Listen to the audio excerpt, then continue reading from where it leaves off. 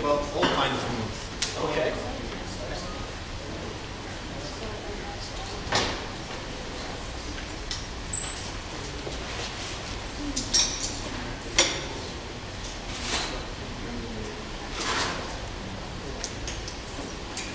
Okay.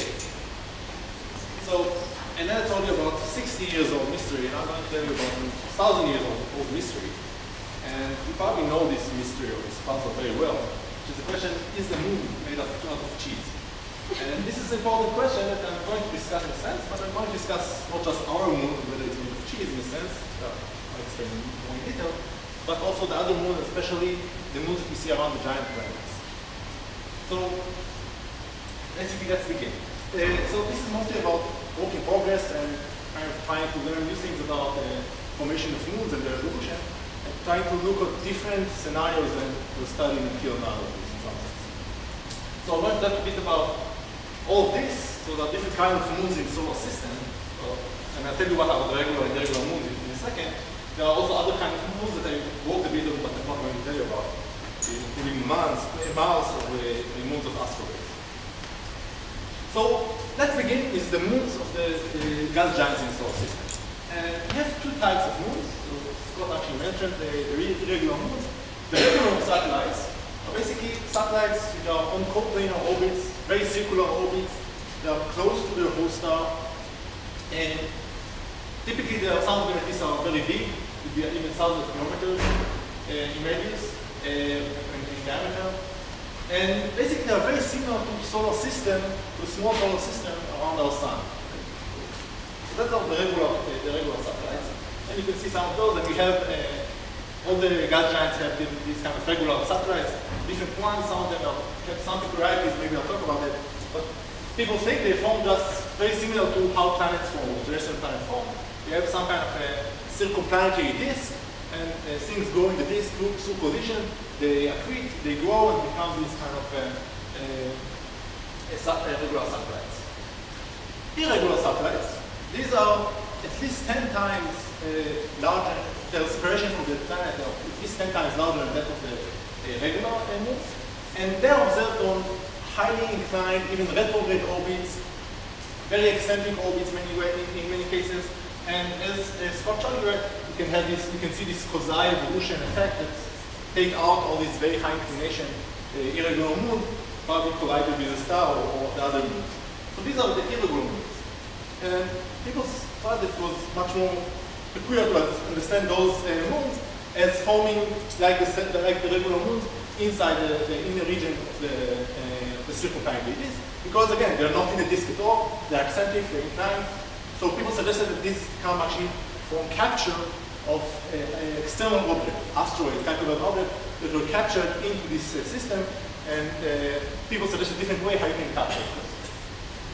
So, as I told you, if you actually just do a simulation of putting a planetesimal disk close to the giant planet, in time, several people did this, you actually get growth, this is time, this major axis, you can see these things, these planetesimals collide until they form these kind of moons, and these moons will actually migrate in the disk and form these chain of resonances that we know, and Alice was also talking about a bit about these related issues. Irregular satellite, as I told you, is sort of to be captured. So in order to capture something from external orbit, you need to dissipate some energy. So people suggested different kinds of things, like gas-assisted capture. Let's say the planet has much larger atmosphere, and it then cooled down, and the atmosphere became compacted. Before that, asteroids would go through this atmosphere, dissipate some of the energy, be captured. So this kind of gas-assisted capture, for example. The problem is most of these scenarios are they are very highly fine-tuned. You need the time scales are very short in order to change the gas of the gas around the giant planet, for example. And there are some very much difficulties with Uranus and Neptune that form at different times and with smaller envelopes. Other suggestions were binary disruptions. The binary asteroids come very close to a planet. Once one asteroid is captured, the other one is ejected. This was shown to be possible, maybe explain Triton, which is one of the moons of Neptune, the biggest moon, but it's not efficient enough to actually explain all of them. And other people suggested more recently that you could have satellite capture during planetary encounters. So in the NIST model, we have this migration of the solar system giant planets. They come close to each other. You might have a three-body interaction between an asteroid and two planets, dissipate the energy that goes into one of the planets, and the asteroid can be captured into orbit. And this probably is the most promising scenario. But I'm going to suggest a different scenario, or tell you a bit about other scenarios that I think should be discussed, irrespective of actually if it really explains the irregular moons or not. The idea is that basically a new in-situ formation moment. So I'm not capturing the irregular satellites, but I'm forming them in their place. What's the motivation? Well, in our solar system, like our solar system, okay, it looks like a regular planet, like a regular moon. We have circular orbits, coplanar. But you know that exoplanet systems do have highly inclined, retrograde even, eccentric planets. No one suggested that those planets actually form and will capture it from the outside, but this will typically suggested to go to these kind of special configurations through planet-planet interaction, maybe combined with secular evolution. Let's say you have a distant binding companion, you could have a quasi-cycle, or another planet at highly inclined which can give you a quasi-cycle. So people suggested we could actually form highly inclined, even retrograde planets, so why not moons? Actually, in the moon case, we even have the quasi-cycle for free in a sense because we always have a companion which is the sun. So if you have high enough inclination, a secular evolution would also help to change the inclination in eccentricity. So what we saw in the exoplanets is that planet scattering can actually excite planets into high eccentricity inclinations, secular evolution, and actually it was shown by Shane and Noah that tidal friction could also be very important, for example, for hot Jupiters. So if you get a planet with a very eccentric orbit, tides could then circularize the orbit, you could have this kind of migration inside into very short period orbits. So what's the motivation of why should we actually form moons very far from the planet? So if we actually look on simulations of disks around circuplanetary disks around planets, we see that this kind of disk actually continue all the way to the Higgs radius, or fraction of the helios. And the regular planets, the regular moons, are just in the inner region. So there's no reason why you shouldn't have enough material to form them outside. And you might ask, why people didn't see these moons form in those simulations? And the answer is very simple. You just saw that you have regular moons inside, and they cut off the disk at more or less the distance they wanted, in a sense. Actually, there's no reason from recent simulation to suggest that there is a cutoff in the disk in the inner region. It should continue. So it's very likely that regular moons should form even further away from the planets. Which means that if now I can put regular moons at the same size that we see for the irregular moon, I put kind of regular moons but large distances from the planet, and I let them scatter like people did in simulation of planet-planet scattering. What I see is that indeed, very easily, they start scattering each other. You get ejection of moons from the system, very much like the ejection we see of planets in planet-planet scattering. We see high inclinations, we see high eccentricities. So all this work, the basic thing works. Of course, this is much more complicated project, and some of the projects I suggest are related to this because you want to look on what happened in the gaseous disk before we have planetesimal disk. You want to see how this planetesimal grow to form these moons, and you want to see all the other effects, like tidal friction that people look on planets. So you can actually follow all the literature about planets scattering and planetary evolution, and now doing the same thing for moons. So what we do, if I put a planetesimal disk of kind of relatively large planetesimals, just because of computational expenses, I can see that it actually evolves very similar to what we know of planetesimal disks around the sun. So we can actually even model this evolution of eccentricity inclination with time. It's more or less consistent even with analytical estimates. You can see that this is time, and this is the cumulative mass in different planetesimals. We see that the planetesimals indeed collide and grow. So we see that once you put them there, they continue to grow, everything is fine. Once you get very large planetesimals and they start actually scattering each other very strongly, what you can see is what people did planet-planet scattering, probably know this very similar plots, that you see these different moons. This is time, this is distance from the planet, and you see that at some point, for example, one of the moons is ejected beyond the Higgs radius, basically ejected from the system. The other two moons continue to evolve until another one is ejected, and in the end you're left with, in this case, just one moon, in this case also. And like we see in planet-planet scattering, if you put many big moons, in the end we always left with 1 to 3 moons that can survive for a very long time. So again, very similar to planet-planet scattering. One of the interesting things is that you can also have some nice interesting thing is that you can eject some of these moons, but then recapture them, because these moons that are ejected are still in very close orbit to that of their original host planet. So they can actually come back and interact with it again, and can be recaptured temporarily, and could even get recaptured into very highly eccentric or even retrograde orbits. So they come for a short time, they're doing a few orbits and being ejected again, but they could actually find themselves in very inclined or even retrograde orbits. So there is a potential for actually recapturing ejected moons and making new moons of them, which would be irregular, even retrograde irregular moons. In fact, if I look at that and I look on all the moons that I got this recaptured for a short time, and I see that many of them are colliding with the host planet. Okay? And I look at the inclinations of those moons just before they collide, and you can see that they go all over the place. They can essentially both prograde and retrograde. What's interesting is that they collided, but in my simulation I didn't have any tidal interaction. It's potentially possible that if I did have a tidal interaction, they would not collide, but before they collide, they become very eccentric, but then you start dissipate some of their energy, and would never collide, but actually being recaptured again through this tidal dissipation. And so this is a possible way of even making it retrograde, because prograde is very easy. I get prograde moons from scattering. Retrograde ones are difficult to make. Actually, in the planet scattering literature, you get the same thing. When people didn't put tidal interaction, you always got eccentric and inclined planets, but only up to a few tens of degrees, maybe 30 or 40 at most. You almost never got retrograde planets. Only once people put tidal interaction did they start seeing things going all the way into retrograde. And again, this is very similar, not because of this recapture, what I suggested here, but because once you get to highly eccentric and highly inclined orbits, you start to actually collide with your host star. Unless you have tidal interaction, which dissipate it, so instead of colliding, you can actually survive, get more kicks until you actually even get kicked into retrograde orbits. Good. So, another interesting aspect of this is that many of these moons are ejected, so some of the planetesimals or minor values we see in the solar system could actually be past moons.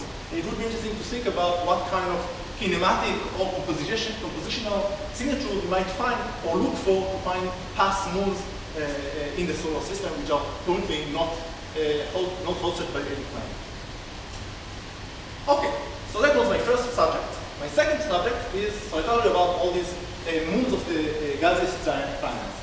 But another interesting aspect is, of course, our own Earth's moon, and again, my question of whether it's made of cheese.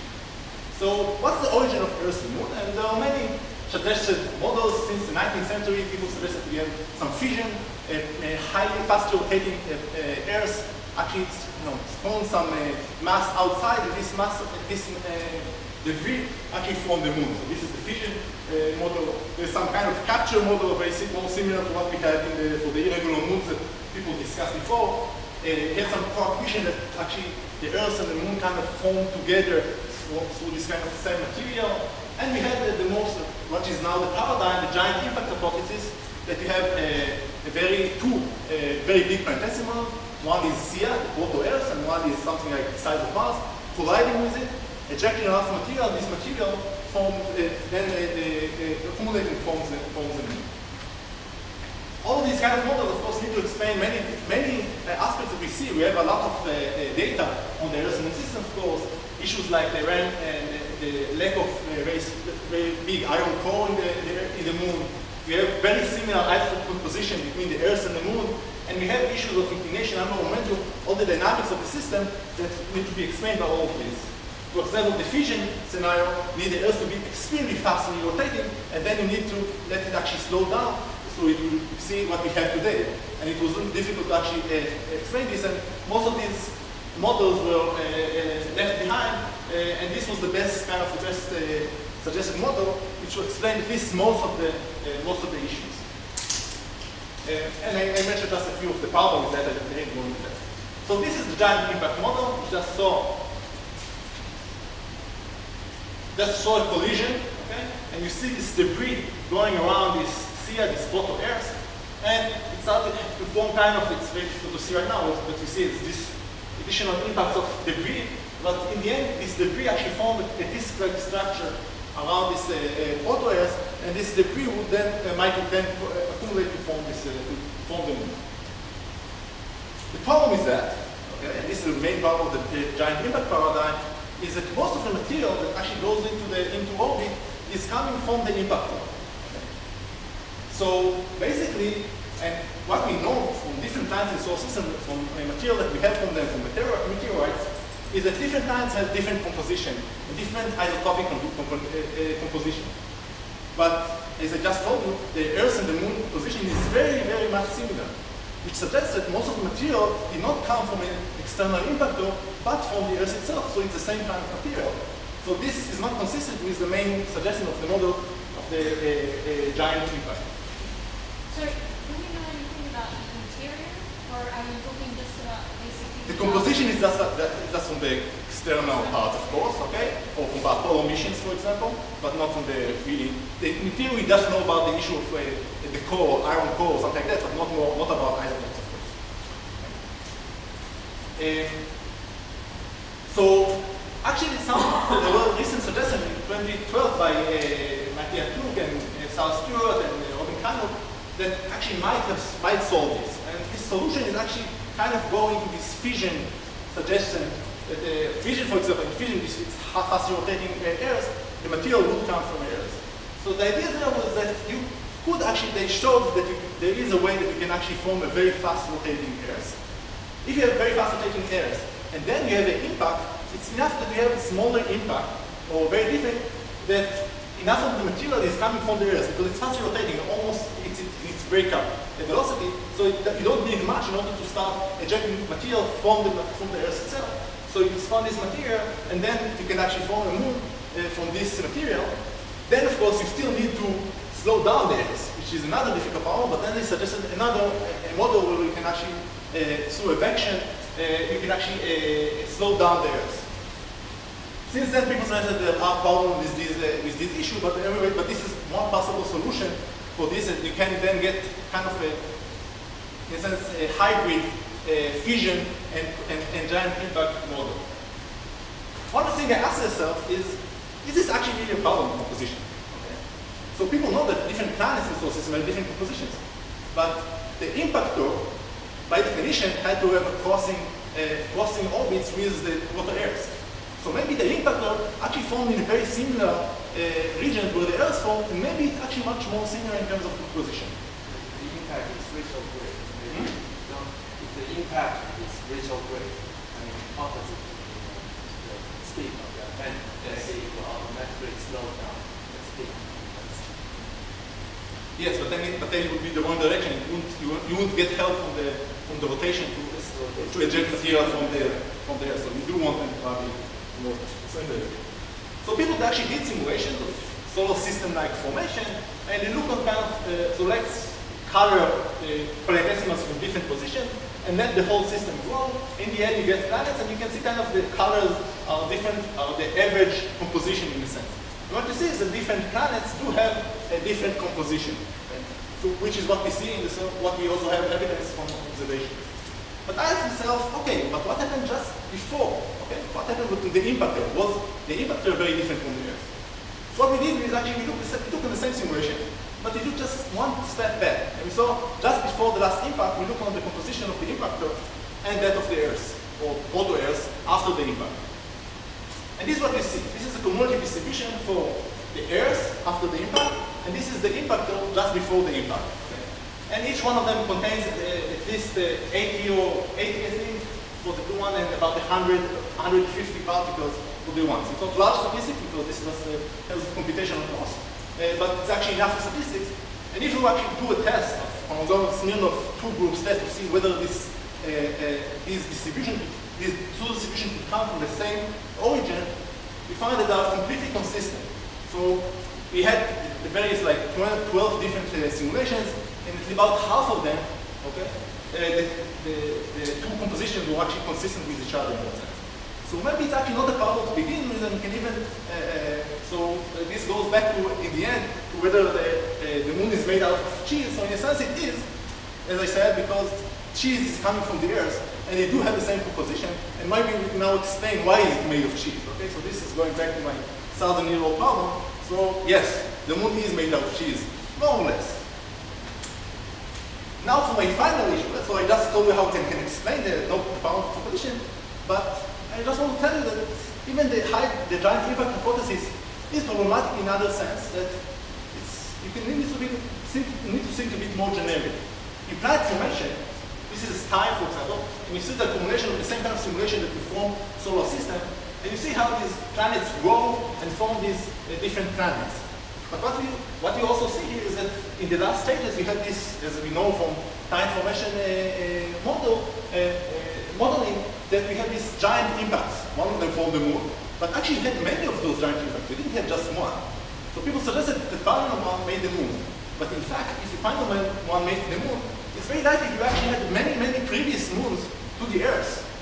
The proto-Earth probably had to have actually many giant impacts in order to grow. So it's very likely you actually already had some moons before the last giant impact.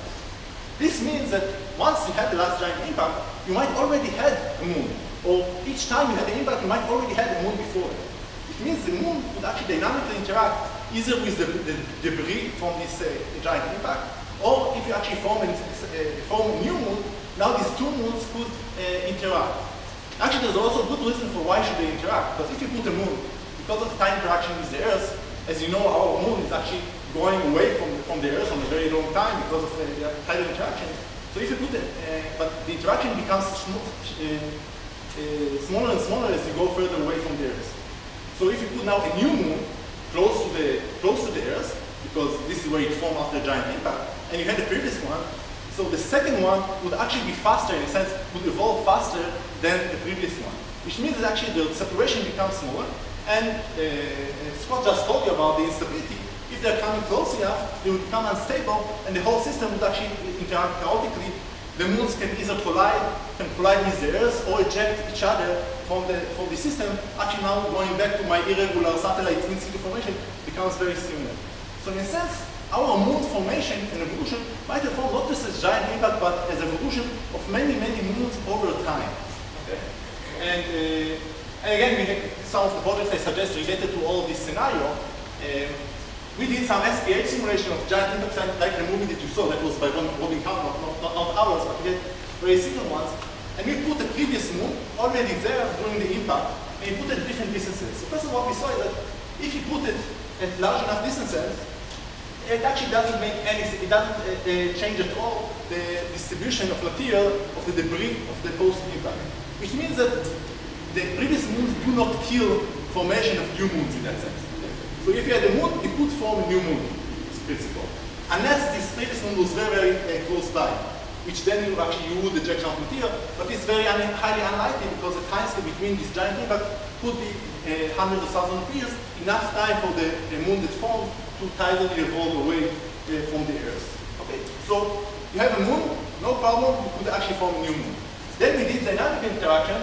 I don't show you here, but put a moon, let it evolve with tides, then put another moon, let it evolve with tides, and see how they interact. And what we saw is that about 30% of the moon actually collide in the end. So you could actually grow maybe a bigger and bigger moon to previous moons. But anyway, even that, if that's not kind of the case, what happened exactly in the solar system in the Earth, is something that must happen according to the co-accretion scenario of planet formation. You had many giant impacts. Giant impacts could form moons in many of the cases. We know that from SPH simulation. So this shouldn't happen, and this could also be relevant for Venus.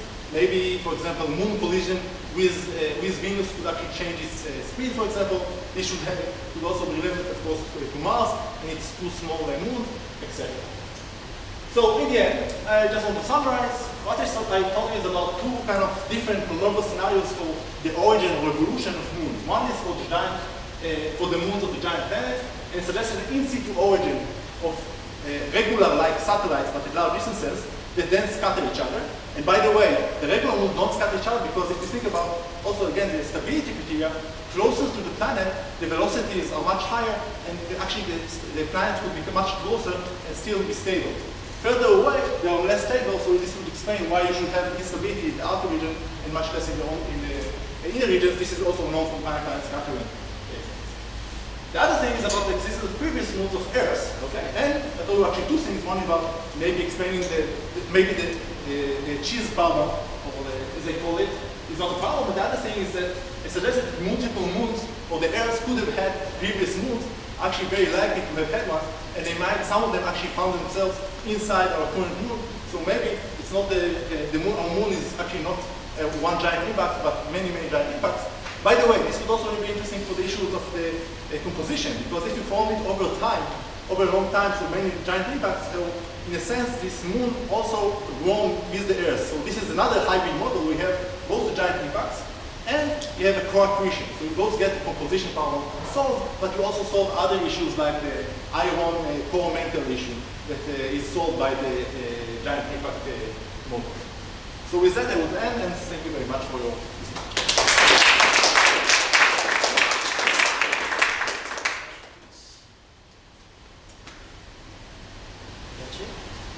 I guess I don't understand your argument that the regular moon is not scattering. It's true they are much deeper in potential well, they are also much more massive.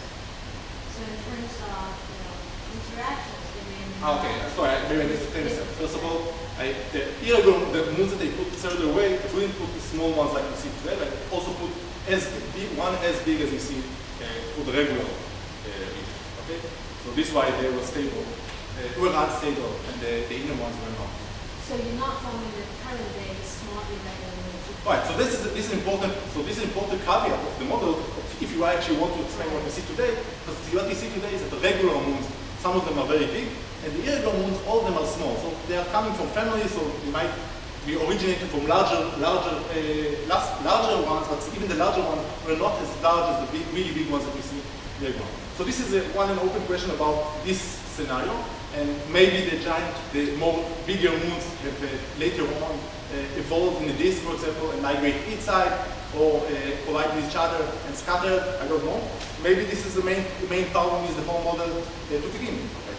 So this is something. This is certainly an interesting issue about this whole model. And again, just started studying it. I don't know if this would solve all these issues. So do you only scatter the small ones, or do you scatter the big ones also? No, the big ones scatter each other also. So some of them. So then you should have some big ones amongst the irregular. Yeah. So what I said is that I should always be left with 1 to 3. It's not like I need to get rid of tons of those, but I still need to get rid of 1 to 3 big ones. Okay. If I want to see what we have today in the solar system. Again, that's still my ignorance. Wouldn't there be some kind of compositional traces of whether one of these irregular satellites have been captured or? Right. So that's a very interesting issue. Whether the colors and the position of the irregular moons is similar to asteroids or typical objects, depending which giant planet you're talking about, or is it more similar to what we see for the regular moons? What we see is that they are not very similar to the asteroids or other groups. So people compare them to different groups. They are typically not very similar to one of them. There are some groups which show a bit more similarity, but overall, they certainly don't very differ from the KBOs. So Uranus and Neptune moons are not consistent with that. This doesn't mean it's a problem, because you still have very different evolution near a planet than just out there, and you might have more collisions. We don't, for example, the size distribution is also extremely different of that of the moons versus that of Kuiper belt or asteroids. So those are different. So this actually might be a good thing for the model that I suggest of in situ, because I don't expect them to be similar to these other decimal groups in the solar system. Other questions? Okay, last one. So in the regular satellites, in your scenario, do I understand that actually, just like the planets, they would all have undergone giant impacts? Yes, but this is also true in general of doing the formation of the regular moons. Again, it's very similar to terrestrial planets, so people think that you should have maybe not. But not that you cannot have one model. I think that's my question, because you might then have a problem with some satellites not being completely differentiated. Yeah, so then you can ask about question about now not just the composition, but also the structure of the moons themselves inside, especially for the big moon. So this is another issue that in the solar system we actually have a lot of data that we can try to think about all these issues. So one of the constraints has always yes, been it's going to be whether you actually completely differentiate the satellites. I agree. Okay, so if there are no further questions,